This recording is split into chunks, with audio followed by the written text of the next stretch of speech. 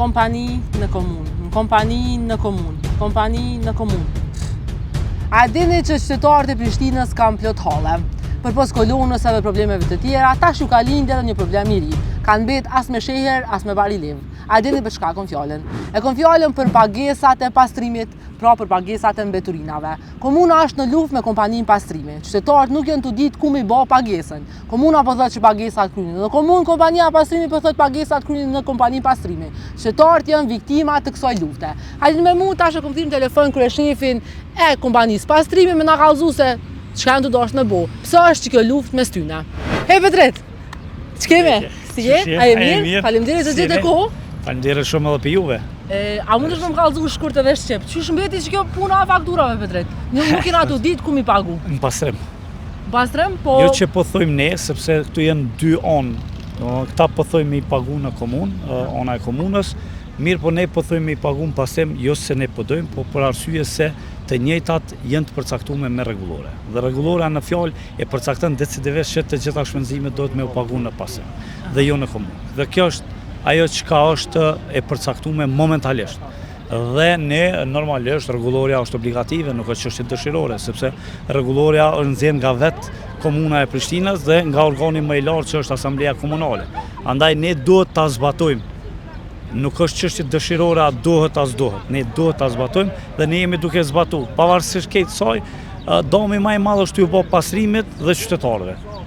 Dhe as nuk ka leverdi komuna pikë kësaj çështje se po pagujtën në pastrim, po pagujtën nga qytetarët vetëm është një telashe që fatkeqësisht janë në këtë ambulli. Na kena dëgjuar që mundemi mi pagu ku dojmë. Po jo, po s'moni ku dojmë. Unë atëherë realisht sigurisht mi thonë qytetarëve pagune tatimin ku doni. Pagune një komunë tjetër, çapo lodhni me ardh, jo që keni prona në Prishtinë, jetoni në Prishtinë. Mos e paguni tatimin, pagune dikun tjetër ose ndoshta një shërbim tjetër komunalist që kem. Mos e paguni ku doni pagune, ndash në komunë ndash jo. Jo, kjo është çështje e përcaktuar, e mbi të gjitha është një ndërmarrje publike që është duke kryer shërbime. Dhe tashmë kohëve të fundit jemi tu e kryer një shërbim shumë më të cilësor dhe më të mirë se sa në vitet paraprake. Apo më kallëzon se sini të mujt me shuqet luftë nëse mundani me thonë mes juve edhe komunës. Çka sini të mujt më marr vesh se kit natë qytetarët na tu hongër, kit vojë ju. Pse nuk keni të mujt me zgjidhje? Edhe na pastrimi jemi po e them viktim të kësaj lufte, sepse lufta është veç një luftë e jashtme. Ne nuk jemi në luftë me komunën. Përkundrazi ne jemi pjesë përbërëse e komunës, mirë po komuna e ka zgjedhur një rrugë dhe është duke godit ndërmarrjen deri në atë pikë sa që po dën me pamundsu me operu. Dhe çështja ideja aty është që duhet me vazhdu me operator privat, ndërsa ne si ndërmarrje publike, edhe unë si menaxhment, edhe pjesa tjetër, kemi qenë kundër kësaj ideje, por shkak se ekziston një ndërmarrje publike, ka mbi 850 punëtorë që punojnë baza të rregullta dhe kjo mënyrë që ata po dojnë me bë e falimenton në një forme pastrimin, jenë duke tentuar me zaventsu me operator privat në ndërmarrje publike. Dhe normalisht që ne nuk e lejojmë, sepse jemi për me mbrojt interesin publik, po mbi gjitha jemi për me rrit kapacitetet tona, me u forcu edhe mënyrë me kryer shërbim sa më cilësor.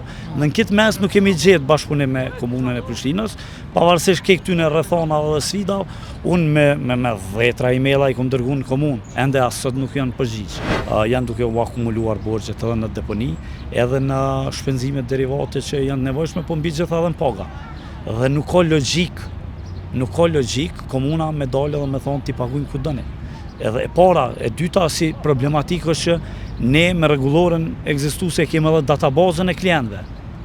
Obligative ne me mbajt dhe në databazën tonë janë ndikon mbi 90.000 klientë, ndërsa në komunë janë vetëm 72.000. Dhe imagjinoni, ai numri diferenca nuk janë as të regjistruar në komunë, derisa te ne krijojnë shpenzime, derisa qytetarët i thonë paguni në komuna i thotë paguni në komunë. Dhe ata kur vinë këtu nuk janë komunë, derisa në pastrim krijojnë kosto. Ligjërisht ne kemi bazë për me i dërguar për mbarim, po fatkeqësisht si pasojë e kësaj ambullie jemi duke prit me reflektu komunën. Nëse e shohim që përfundimisht komuna nuk po reflekton, ne normalisht përveç hapave ligjore që veç jemi tu i përgatit, tash tutje, ne kemi me dërgu lëndë në përmbarim, për shkak se nga janari deri në fund deri tash, sa jemi, janë mbi 2.5 milion euro të pa inkasume. Është e pamunduna me kry shërbim. Kjo që ka bëu thirrje komuna qytetarët mundin me paraqitë çfarë domethënë dëshminë për kohë. Dëshminë edhe u kry. Po. Jes shkon çashtu. sepse kjo është edhe një keq informim i qytetarëve për shkak të çdo pagesë që bëhet në komunë. Konsidero si një hyrje vetanake dhe kur futet në buxhet, nuk e ka të drejtë as kryetari, as zyrtarët komunal, e as më pak zyrtarët e DSHP-s. Me i shpërnda dhe me i kthy paret ka dojnë.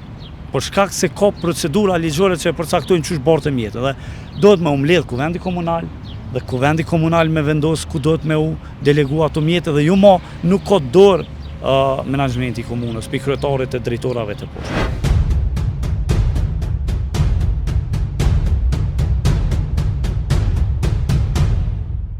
O Dardana, a kuptove more ku duhet mi pagu mbeturinat? Jo, bra, jo. A e pysëm, ku duhet mi pagu, a morët vesh?